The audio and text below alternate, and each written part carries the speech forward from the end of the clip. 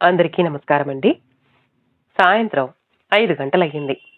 మూడో అంతస్తు కిటికీ దగ్గర నిలబడి రోడ్డుపై వచ్చేపోయే వాళ్లను చూస్తున్నాను. ఇటువంటి సమయంలో చాలా బిజీగా ఉండే నేను ఈరోజు తీరుబడిగా నిలబడి అలా చూడటం నాకే వింతగా ఉంది. తల ఎత్తి ఆకాశంలోకి చూశాను. ఉదయం నుంచి ఆకాశం మబ్బు పట్టి ఉండటం వలన సూర్యుడు కనబడటం లేదు.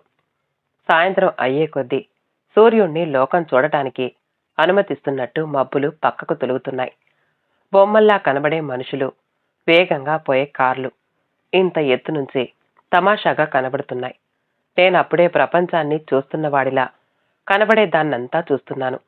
ఎప్పుడు పని పని అంటూ ఏమీ పట్టించుకొని నేను ఇప్పుడు ఇక్కడ ఎందుకు నిలబడ్డానో నాకే తెలియడం లేదు. ఉదయం ఆఫీస్కి వచ్చిన దగ్గర నుంచి నా మనసు అలాగే ఉంది. ఏవో ముఖ్యమైన కాగితాలపై సంతకాలు చేయడం తప్ప మరి ఏ పని ముట్టుకోలేదు. అసలెందుకు నా మనసు ఇలా ఉంది?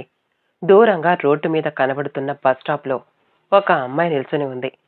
దూరం నుండి ముఖ కవళికలు కనబడకపోయినా ఆమె కట్టుకున్న పసుపు రంగు చీర బాగా కనబడుతోంది. ఇంతలో ఆ అమ్మాయి ముందు ఆటో ఆగడం, ఆమె ఎక్కి వెళ్ళిపోవడం కనబడుతోంది. బస్సు కోసం చూసి చూసి విసుగెత్తి వెళ్ళిపోయి ఉంటుంది. సౌజన్య కూడా ఇలాగే నా కోసం చూసి చూసి నేను తల విదిల్చాను. ఎందుకు ఉదయం నుంచి నన్ను సౌజన్య ఆలోచనలు వేటాడుతున్నాయి. ఉదయం ఆఫీస్కి వస్తూ ఉంటే ట్రాఫిక్ జామ్ అయినప్పుడు పక్కనే ఆగిన బస్సులో నుంచి కనబడిన పసుపు రంగు చీర కట్టుకున్న అమ్మాయి సౌజన్యేనా? ఈ అనుమానం ఉదయం నుంచి వేధిస్తోంది. మబ్బు పట్టిన వాతావరణమా? ఈ 10 ఏళ్లలో ఎన్నిసార్లు మబ్బు పట్టలేదు. రాత్రి సౌగంధికి నాకు జరిగిన ఘర్షణ. ఆ మాటకొస్తే మేమిద్దరం ఘర్షణ పడకపోతే ఆశ్చర్యపోవాలి. May I come in sir? నా అసిస్టెంట్ అడుగుతున్నాడు. నేను ఆలోచనలో నుంచి కిటికీ దగ్గర నుండి కూడా యువతలకొచ్చాను. సార్, మీరు సంతకాలు పెడితే పోస్టుకి పంపిస్తాను అన్నాడు. అలాగే, అవి అలా పెట్టు.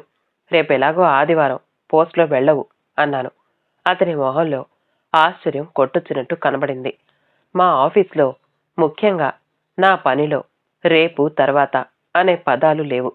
పైగా సాయంత్రం 6 గంటలవుతూ ఉండగా నేను ఆఫీస్లోనే ఉండి ఏం చేస్తాను అనేది అతని అనుమానం. నువ్వింకా వెళ్ళొచ్చు. కింద రహీం ఉంటాడు. కారు తాళాలు ఇచ్చి వెళ్ళమను అన్నాను. అతను వెళ్ళిపోయాడు. టేబుల్ సొరుగులో ఎప్పుడో పెట్టిన సిగరెట్ పెట్టే లైటర్ తీసుకున్నాను. మళ్ళీ కిటికీ దగ్గర నిలబడి సిగరెట్ కాల్చుకోసాగాను. రహీం వచ్చిన అలికిడయ్యింది. నేను ఇటు తిరిగాను. నేను ఊహించినట్టే రహీం ఆశ్చర్యపోయాడు. సార్, కారు తాళాలు తెమ్మన్నారట అన్నాడు. అవును, నేనింకా ఆఫీస్లోనే ఉంటాను. రేపు ఉదయం ఇంటికి రా అన్నాను. అలాగే సార్. కారు తాళాలు టేబుల్పై పెట్టి రహీం వెళ్ళిపోయాడు. నేను మళ్ళీ కిటికీ వైపు తిరిగాను. వీధి దీపాలు, షాపుల్లో దీపాలు ఒక్కొక్కటి వెలుగుతున్నాయి. ఇంక నన్ను నా ఆలోచనలో నుంచి భంగపరిచే వాళ్ళెవ్వరూ లేరు. మరో సిగరెట్ వెలిగించి చాలా తృప్తిగా కాల్చుకోసాగాను. రోడ్డు మీద స్కూటర్ పైన భర్త నడుం చుట్టూ చెయ్యి వేసి కూర్చున్న అమ్మాయి, ఆమె కట్టుకున్న పసుపు రంగు చీర మళ్లీ నన్ను గతంలోకి లాగుతున్నాయి. దాదాపు 12 సంవత్సరాల క్రితం జరిగిన సంఘటనలు ఈరోజు ఎందుకో మరీ మరీ గుర్తుకొస్తున్నాయి. ఒక రాత్రి ఏమీ తోచక సినిమా చూసి బయటికొచ్చేసరికి వర్షం కుంభవృష్టిగా కురవసాగింది. ఆ వాతావరణం చూసేసరికి కారు రిపేర్లో ఉన్నప్పుడు సినిమాకు రాకూడదు అనే భావం పదే పదే కలిగింది. వర్షం కాస్త తగ్గగానే బస్టాప్కి నడక సాగించాను. దాదాపు నన్ను రాసుకుంటూ కాస్త ముందుకు వెళ్ళి ఆగింది ఒక కారు. అందులో నుండి తల బయట పెట్టి, మీరా మీరా కాదా అనుకుంటూ వస్తున్నాను, రండి, డ్రాప్ చేస్తాను అంటున్నాడు కులకర్ణి. అబ్బే, పర్వాలేదు అన్నాను మొహమాటంగా. అయ్యో, దీనిలో మొహమాట పడడానికి ఏముంది, రండి. నేను తప్పేది లేక ఆ కారెక్కాను.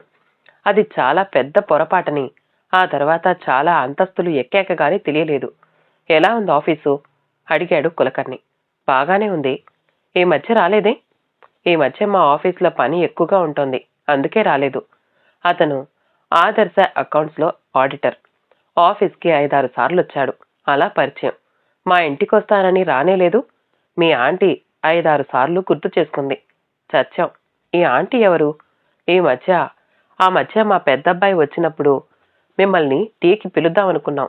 మీరు ఊళ్ళో లేరని తెలిసింది. అప్పుడు అర్థమైంది ఆంటీ అంటే వాళ్ళ శ్రీమతి అని. మీరు బాగా బిడియస్తుల్లా ఉన్నారే నవ్వాడు కులకర్ణి. నాకు చిరాకొచ్చింది. ఎందుకు మాటిమాటికి నవ్వుతాడు? ఈ కులకర్ణికి నా వయసు కొడుకులున్నారు. అతనితో స్నేహం అంటే కొంచెం ఇబ్బందిగానే ఉంటుంది. కానీ ఒక్కొక్క పరిస్థితిలో మనకెంత ఇబ్బందిగా ఉన్నా కొందరితో మాట్లాడక తప్పదు. ఇంతలో కారు వాళ్ళ ఇంటి ముందు ఆగింది. అరే, ఇక్కడికొచ్చావేమిటి అడిగాను. పర్వాలేదు, కాసేపు కూర్చుని వెళుదురుగాని. వాళ్ళు బలవంతం చేయడంతో అక్కడే భోంచేశాను. కులకర్ణి ఇంట్లో దింపేశాడు. మాధవన్ వడ్డించబోతూ ఉంటే వద్దని చెప్పి మేడ మీద నా గదిలోకి వెళ్ళిపోయాను. కారు తాళాలు కనబడ్డాయి.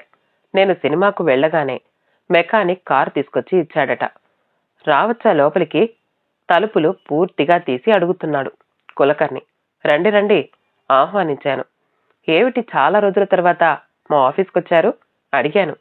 ఈరోజు పనుంది, అలాగే మిమ్మల్ని కలుసుకోవచ్చని వచ్చేశాను. మీరు బిజీగా ఉన్నారా? అదేం లేదు, రొటీన్ వర్క్. ఈ సాయంత్రం అహోబలరావు గారింట్లో పార్టీ, వస్తున్నారుగా అన్నాడు. అరే, నాకు ఆ మాటే గుర్తులేదు. నిజంగా ఈ వేళేనా? ఈ రోజే, నాకు బాగా గుర్తు. తను జేబులో నుంచి కార్డు తీసి ఇచ్చాడు. నాకు కూడా ఇన్విటేషన్ వచ్చింది, ఎక్కడో పెట్టేశాను అన్నాడు. పర్వాలేదు. అన్నట్టు మా కారు రిపేర్లో ఉంది. మీ ఆంటీ నేను మీ కారులో వస్తాం. అభ్యంతరం లేదుగా? తప్పక రండి. సాయంత్రం పార్టీకి బయలుదేరాం. కులకర్ణి భార్య మా ఇంటికొచ్చారు. అలా ఆటోలోనే పార్టీకి వెళ్ళొచ్చు కదా. కారు అహోబలరావు గారి ఇంటి ముందు ఆగింది. ఆయన చాలా అట్టహాసంగా వచ్చి మమ్మల్ని పలకరించాడు. పార్టీకి చాలా మంది వచ్చినట్టున్నారు. అహోబలరావు గారి ఇల్లు చాలా విశాలంగా ఉన్న తోటలో అందంగా ఉంది. వాళ్ళు డబ్బున్న వాళ్ళని తెలుసుగాని ఇంత డబ్బున్న వాళ్ళు అనుకోలేదు. చెట్టుకు చిన్న చిన్న బల్బులు వేలాడుతూ గాలికి తమాషాగా కదులుతున్నాయి. చాలా మంది చిన్నగా కబుర్లు చెప్పుకుంటున్నారు. ఆయన చూస్తే చాలా పెద్దవాడిలా ఉన్నాడు. ఇంత చిన్న కూతురుంటుందా? పుట్టినరోజుకి ఇంత అట్టహాసం అనవసరం అనిపించింది. అహోబలరావు గారు ఒక అమ్మాయిని వెంటబెట్టుకొచ్చారు. మా అమ్మాయి సౌగంధి అని పరిచయం చేశారు. హలో. హలో, నా పేరు తేజకీర్తి. ఇక్కడే ఇంజనీర్ని అన్నాను. మీరు మాట్లాడుతూ ఉండండి అంటూ ఆయన వెళ్ళిపోయారు. మీరు ఇక్కడే ఉద్యోగం చేస్తున్నారా అడిగింది. ఆ, హిమాలయ కన్స్ట్రక్షన్స్లో ఇంజనీర్ని. మీరు? ఉద్యోగం చేయవలసిన అవసరం ఆమెకు లేదు, అయినా అడిగాను. ఎంఏ అయ్యింది, ఉద్యోగం చేస్తానంటే వద్దన్నారు డాడీ. ఆమె మాట్లాడుతూ ఉంటే నవ్వుతూ ఉంటే చెవులకి మెడకి ఉన్న ఆభరణాలు మెరుస్తున్నాయి. వజ్రాలు కాబోలు. ఆమె ఇంకా మాట్లాడేదేమో. తన ఫ్రెండ్స్ రావడంతో వెళ్ళింది. దూరంగా నిలబడి సౌగంధి స్నేహితులతో మాట్లాడుతోంది. సౌందర్యం, ఐశ్వర్యం కలిపి తయారు చేసిన ఆ యువతి చాలా మందిని ఆకర్షిస్తోంది. బఫే మొదలయ్యింది. ఎటువంటి పార్టీలో నాకు చిరాకు. కూర్చొని తినడానికి వీలుగా ఉండదు. ప్లేటు బరువుగా ఉంటుంది. తొందరగా తినడానికి వీలుగా కొద్దిగా కొన్ని రకాలే వేసుకుని తినడం ప్రారంభించాను. కులకర్ణి భార్య చాలా మందితో మాట్లాడేస్తున్నారు. నిజంగా వారందరితో వీళ్ళకి పరిచయం ఉందో లేదో తెలియదు. ఆ పార్టీలో ఒంటరిగా ఉన్నది నేనే. హలో, పక్కకు చూశాను. కళ్లకు కాస్త పెద్దదనిపించే కళ్ల జోడుతో ఎవరో అమ్మాయి. మీరు ఒంటరిగా ఉన్నారు అనిపించి ఇలా వచ్చాను. ఇక్కడ నిలబడితే మీకేమైనా అభ్యంతరమా? అదేం లేదు. ఈ పార్టీలో నాకు ఎక్కువ తెలుసున్న వాళ్ళు లేరు. మీరు అహోబలరావు గారి ఆఫీస్లో పనిచేస్తారా? లేదు, హిమాలయ కన్స్ట్రక్షన్స్లో ఇంజనీర్ని. ఈయన మా నాన్నగారికి తెలుసు, అందువలన వచ్చాను. మీరు వారి అమ్మాయిని స్నేహితులా? అన్నట్టు నా పేరు తేజకీర్తి అన్నాను. కాదు, తను కాలేజీలో మాకు ఏడాది సీనియర్. నేను డైలీలో రిపోర్టర్ని. పేరు యశ. యశ? అదేం పేరు? అనవసరంగా మాట్లాడాను అని అనుకునే నేను చప్పున అనేశాను. ఆమెకు కోపం వస్తుందేమో అనుకున్నాను. కానీ ఆమె చిన్నగా నవ్వుతూ, పేరు యశోద. అది పాతకాలం పేరు అనిపించి ఇలా మార్చుకున్నాను. యశ అంటే కీర్తి. మీ పేరులో సగం నాదే నవ్వేసింది. నేను ఉలిక్కిపడ్డాను. అమ్మో, ఈ అమ్మాయి చాలా చురుకైనది. కాస్త జాగ్రత్తగా మాట్లాడాలి. మీ ఆఫీసు బషీర్బాగ్లో ఉంది కదూ అడిగింది. అవును, నేను చూడ్డానికి రావచ్చా? ఆ బిల్డింగ్ నాకు చాలా నచ్చింది. తప్పక రండి. నా విజిటింగ్ కార్డు ఇచ్చాను. పార్టీ పూర్తయి ఇంటికి వెళ్ళేసరికి పోస్ట్లో నాన్నగారు ఏవో పేపర్లు పంపించారని, అది లాయర్ గంగాధరం గారికి ఇవ్వమని చెప్పారని మాధవన్ చెప్పాడు. మర్నాడు ఆ కాగితాలు పుచ్చుకొని లాయర్ గారింటికి బయలుదేరాను. ఆయన ఊరి బయట కొత్తగా కడుతున్న కాలనీ లా నగర్లో ఉంటున్నాడు. ఆ ఎండవేళ ఆయన ఇల్లు వెతుక్కుంటూ వెళ్ళేసరికి నాకు చాలా అలసట అనిపించింది. ఇల్లు మామూలుగా నీరాడంబరంగా ఉంది. నేను వెళ్ళి తలుపు తట్టేసరికి చిన్నగా పాట వినిపిస్తోంది. మీరెవరో, ఏ ఊరో, ఎందుకొచ్చారో కొంచెం చెప్తారా? పక్కన నుంచి సంగీతం వినిపించడం లేదు కాబట్టి ఎవరో ఇంట్లో వాళ్లే పాడుతున్నారు. ఎవరు కావాలండి? పాట పాడిన అమ్మాయి తలుపు తీసి నన్ను అడిగింది. లాయర్ గారు ఉన్నారా? లోపలికి రండి. ఆమె నన్ను కూర్చోబెట్టి మంచినీళ్లు ఇచ్చింది. నాన్నగారు బయటికి వెళ్లారు. రావడానికి 2-3 గంటలు కావచ్చు. అలాగా? ఆ విషయం చెప్తే నేను వెళ్ళిపోయేవాణ్ణిగా. కాని ఎండ ఎక్కువగా ఉంది. కాస్త మంచినీళ్లు తాగి వెళతానని లోపలికి ఆహ్వానించాను. అనవసరంగా మాట్లాడినందుకు నాకు కాస్త మొహమాటం అనిపించింది. నేను నా పరిచయం చేసుకుని లాయర్ గారు ఉన్నప్పుడు మళ్లీ వస్తానని వచ్చేశాను. చెయ్యి చురుక్కుమనడంతో సిగరెట్టు విసిరేశాను. గమనించలేదు కానీ బాగా రాత్రయింది. ఇంకా ఇంటికి వెళ్లడం మంచిది. ఆఫీస్లో నుంచి బయటపడి కారులో ఇంటికి వెళుతున్నా. ఇలా మనసు చిరాగ్గా ఉన్నప్పుడు సరదాగా గడపడానికి నాకు స్నేహితులు కూడా లేరు. స్నేహం అంటే మళ్లీ కులకర్ణి గుర్తుకొచ్చాడు. ఆ పార్టీ అయిన తర్వాత కులకర్ణి పని ఉన్నా లేకపోయినా నన్ను కలుస్తూ ఉండేవాడు. నాకు కొంత నచ్చకపోయినా ఆ విషయం ఎలా చెప్పాలో తెలియక ఆయన్ని భరించేవాణ్ణి. ఇటు మా కేసు విషయాలు మాట్లాడడానికి లాయర్ గారింటికి తరచూ వెళ్ళవలసొచ్చింది. వెళ్ళిన ప్రతిసారి వాళ్ళ అమ్మాయి సౌజన్య కనిపించేది. మాట్లాడకపోయినా చిరునవ్వు, కళ్లతోనే పలకరింపు అయిపోయేవి. చూసిన ప్రతిసారి ఆమెను మాట్లాడించాలి అనిపించేది. నాన్నగారి దగ్గర నుండి ఉత్తరం వచ్చింది. ఎప్పుడూ మామూలు విషయాలు మాత్రమే రాసే ఆయన 2-3 పెళ్లి సంబంధాల గురించి రాస్తూ, నువ్వు ఈ సంవత్సరమైనా ఒక ఇంటివాడివి కావాలని రాశారు. ఈ మధ్య నేను చూసిన పెళ్లి మా ఆఫీస్లో పనిచేసే మోహన్ది. అతను పెళ్లి బట్టల్లో అందంగా ఉన్నాడు. నాకు నేనే అందంగా పెళ్లి బట్టల్లో కనిపిస్తున్నాను. మరి పెళ్లి కూతురు సౌజన్య. ఇంతవరకు మనసులో అస్పష్టంగా వచ్చిన ఆలోచనకి ఒక రూపం వచ్చినట్టయింది. ఆలోచనల్లోనే ఇంటికి చేరుకున్నాను. ఇంట్లో ఎవ్వరూ లేరు. నన్నెవరూ డిస్టర్బ్ చెయ్యకుండా నా గదిలోకి పోయి తలుపు వేసుకున్నాను. మబ్బుల్లో నుంచి చంద్రుడు కాంతివంతంగా ప్రకాశిస్తూ మబ్బుల్లోకి పోయినప్పుడు దిగులు పడుతున్నాడు. నా మనసు కూడా అలాగే గతంలోకి వెళితే ఉత్తేజితమవుతూ, వర్తమానంలోకొస్తే బాధపడుతూ ఉంది. ఆ రోజు సాయంత్రం ఏమీ తోచలేదు. మాధవన్ ఏవో సరుకులు కావాలంటే షాపింగ్కి బయలుదేరాను. హలో, వెనక నుంచి ఎవరో పలకరించారు. తిరిగి చూస్తే సౌజన్య. హలో, నేను పలకరించాను. షాపింగ్ అయిపోయిందా? ఆ, ఇక్కడ మా ఫ్రెండ్ ఇల్లు ఉంటే ఇలా సరుకుల కోసం వచ్చాను అంది. అలాగా? నాన్నగారు ఎలా ఉన్నారు? బాగానే ఉన్నారు. మీరు రాలేదని అనుకున్నారు. మీ ఇంటికి రావాలంటే చాలా దూరం. ఇంకో ఊరు వచ్చినట్టే. ఇప్పుడిప్పుడే రోడ్లు వేస్తున్నారు. ఇంకో 6 నెలల్లో ఏ శ్రమ లేకుండా రావచ్చు. అయితే మా కేసు సంగతి తెలియడానికి ఇంకో 6 నెలలు పడుతుందన్నమాట. భలే అర్థం చేసుకున్నారే. కేసు విషయం కాకపోతే మా ఇంటికి రాకూడదా? నేను ఉలిక్కిపడ్డాను. ఆ ఆహ్వానం వెనకాల ఏ అర్థం లేదా? ఇద్దరం బయటికొచ్చేశాం. రండి, డ్రాప్ చేస్తాను. వద్దు, రోడ్డు వేస్తున్నారుగా. కారు ఇంటిదాకా రాదు. బస్సులో వెళతాను అంటూ ఆమె వెళ్ళిపోయింది. సౌజన్య మాట్లాడుతూ ఉంటే మనసులో మంచిగంధ పరిమళంలా ఉంటుంది. ఇది నాకు పూర్వం లేని అనుభవం. కారు డ్రైవ్ చేసుకుంటూ బయలుదేరాను. ఎవరో దాదాపు రోడ్డుకి అడ్డుగా నిలబడి లిఫ్ట్ అడుగుతున్నారు. కారు ఆపాను. సౌగంధి. కాస్త నన్ను ఇంటి దగ్గర డ్రాప్ చేయండి అంటూ ఫ్రంట్ డోర్ తీసుకుని కూర్చుంది. ఆ స్వతంత్రం తమాషాగా అనిపించింది. నా కారు మధ్యలో రిపేర్ వచ్చింది. మెకానిక్కి ఫోన్ చేసి తీసుకెళ్లమని చెప్పాను. ఈలోగా మీరు కనిపించారు అంది. నేనామెను పరిశీలనగా చూశాను. డబ్బు, నాగరికత కలిసి స్వేచ్ఛగా, విలాసంగా కూర్చున్నట్టుంది. చెప్పండి, ఏదో మాట్లాడతానని ఫోన్ చేసి పిలిచి మౌనంగా ఉన్నారు అంది సౌజన్య.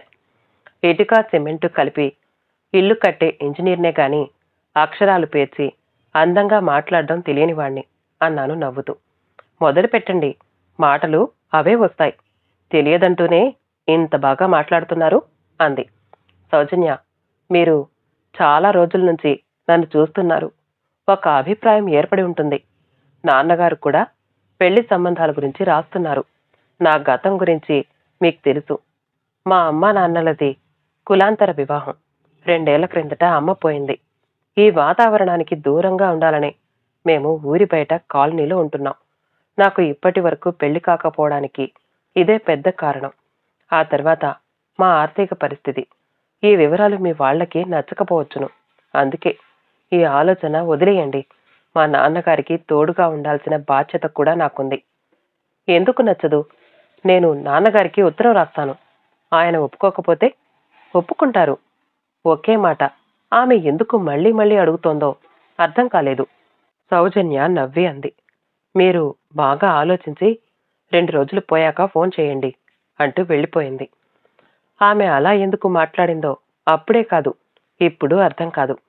ఇంటికొచ్చేసరికి అహోబలరావు గారు, కులకర్ణి వచ్చున్నారు. అంత పెద్దాయన మా ఇంటికి స్వయంగా వచ్చినందుకు నేను చాలా మొహమాట పడ్డాను. కొత్తగా ఇల్లు కట్టబోతున్నారా అడిగాను. కాదు, ఒక కుటుంబాన్ని ఏర్పాటు చేయబోతున్నారు కులకర్ణి అన్నారు. అంటే? ఏమీ లేదు, మా అమ్మాయి సౌగంధిని చేసుకోమని అడగడానికి వచ్చాం అహోబలరావు అన్నారు. నేను నేను నాన్నగారికి ఉత్తరం రాయాలి, తప్పించుకోవడానికి చూశాను. ఆయనకి రాయడం, మీరు ఒప్పుకుంటే తనకేం అభ్యంతరం లేదని చెప్పడం కూడా జరిగిపోయింది. ఇప్పుడు మంచి టైం, బయలుదేరండి. కులకర్ణి కంగారు పెట్టారు. తర్వాత తర్వాత చెప్పడానికి ఏమీ లేదు. సౌగంధికి నాకు పెళ్ళయింది. ఆమెను చేసుకుని నేను సుఖపడ్డానో లేదో చెప్పలేను. సౌజన్యను పోగొట్టుకుని చాలా బాధపడ్డాను.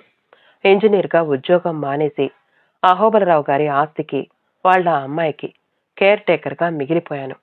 అన్నిటినీ మించి కులకర్ణి మా ఫ్యాక్టరీలో వాటాదారుడు కావడం ఒక ముఖ్యమైన విషయం. ఇంతలో ఫోన్ మోగింది. ఇంట్లో ఎవ్వరూ లేరు. నా ఏకాంతానికి భంగం లేదు అనుకున్నాను. కానీ ఈ ఫోన్ సంగతి మర్చిపోయాను. ఏం చేస్తున్నారు? సౌగంధి ఏదో పార్టీకి వెళ్ళింది. అక్కడి నుంచి ఫోను. ఏమీ లేదు. దీపుని ఎందుకు తీసుకెళ్ళావు? వాడికి చదువు లేదా? రేపు ఆదివారమేగా. వాడికైనా ఈ జీవితం అలవాటు చేయకపోతే ఎలా? నేను ఇంట్లో ఉన్నాననే నిశ్చింతతో సౌగంధి ఫోన్ పెట్టేసింది. నేను నిట్టూర్చాను. నేను ఆ ఖరీదైన వాతావరణంలో పెరగలేదని, ఇప్పుడు ఇమడడం లేదని సౌగంధి బాధ. ఇప్పటినుంచి క్రమశిక్షణ లేకపోతే దీపు పాడవుతాడని నా భయం. మీరేనా? చాలా రోజులైంది చూసి అన్నాను. మర్నాడు ప్రెస్ మీట్లో యశా కనిపించింది. మా ఫ్యాక్టరీ నుండి కొత్త ప్రోడక్ట్ గురించి చెప్పడానికి ఏర్పాటు చేసిన సమావేశం అది. అవును, నేను గుర్తున్నానా అంది యశా. మీరు కొద్దిగా మారారు. నా పెళ్లికి ఆహ్వానిద్దామనుకుంటే మీరు ఆఫీస్లో దొరకలేదు, ఇల్లు తెలియదు అన్నాను. పిలిచినా నేనా పెళ్లికొచ్చేదాన్ని కాదు అందామె సీరియస్గా. అదేమిటి? అవును, సౌజన్య నా స్నేహితురాలు. తనకు మీరు చేసిన అన్యాయం తెలిసి నేనా పెళ్లికి ఎలా వస్తాననుకున్నారు? నేనేం అన్యాయం చేశాను? ఇంతా తెలిసాక మీ స్నేహితురాలు ఆ రోజు అన్న మాటలు కూడా మీకు తెలిసే ఉండాలి. ఏమంది? తన తల్లిదండ్రులది కులాంతర వివాహం అని చెప్పింది. అందుకు మీ వాళ్ళు ఒప్పుకుంటారో లేదో అనుకుంది. అవును, అదే మాట పదే పదే అంటే అలా తను అన్నాకైనా మీరు మీ వాళ్ళు ఒప్పుకోకపోయినా పెళ్లి చేసుకుంటానని అనగలిగారా? నేను ఆశ్చర్యపోయాను. ఇంతవరకు నాకు ఈ ఆలోచన రాలేదు. ఈ విషయాలన్నీ తెలిసి మీరైనా నాకెందుకు చెప్పలేదు అన్నాను. నిజంగానే చాలా బాధగా ఉంది. సౌజన్యకు నా అభిప్రాయం చెప్పిన రోజే సౌగంధికి నాకు పెళ్లి చూపులు జరిగాయి. ఆలోచించుకునే అవకాశం ఇవ్వకుండా కులకర్ణి నన్ను డైరెక్ట్ చేశాడు. అహంకారం, అతిశయం గల సౌగంధికి కాస్త మొహమాటం, నెమ్మదితనం గల నేను సరైన జోడి అని, అందువలన అహోబలరావు గారి ఆస్తి, అమ్మాయి కూడా జాగ్రత్తగా ఉంటాయని కులకర్ణి చెప్పుంటాడు. ఈ సాయం చేసినందుకు కులకర్ణి లాంటి సామాన్య వ్యక్తి మా ఫ్యాక్టరీలో వాటాదారుడు కావడం, ఇవన్నీ ఇప్పుడు తెలుస్తున్నాయి. అప్పుడు తెలిస్తే నా ఆలోచనల్లో నేనుండగానే ఎందుకు చెప్పాలి తేజ? మీరేం అమాయకులు కాదే. చదువుకుని ఉద్యోగం చేస్తున్నారు. అందం, హోదా అన్నీ ఉన్నాయి. ఎన్ని ఉన్నా ధైర్యం లేని మనిషి జీవితం ఇలాగే ఉంటుంది. నవరసాలు గల ఒక కావ్యం మన మనసు. జీవితం అనే నాటక రంగం మీద అది రాణించాలంటే పిరికితనం అనే యవనికను తొలగించాలి. ఎన్ని ఉన్నా మీలాంటి పిరికివాణ్ణి చేసుకోనందుకు మా సౌజన్యను నేను మెచ్చుకుంటూ ఉంటాను. సరే, వస్తాను. మీ దీపక్నైనా ఈ వాతావరణానికి దూరంగా పెంచండి. ఇన్నేళ్ల తర్వాత నా మనసుకు నాకు ఉన్న తెర తొలగిపోయింది. కానీ అందువల్ల ప్రయోజనం? కథ సమాప్తమండి. కథ నచ్చితే మా ఛానల్ని లైక్ చేయండి, షేర్ చేయండి, సబ్స్క్రైబ్ చేసుకోండి. మళ్ళీ కలుద్దాం ఇంకో మంచి కథతో.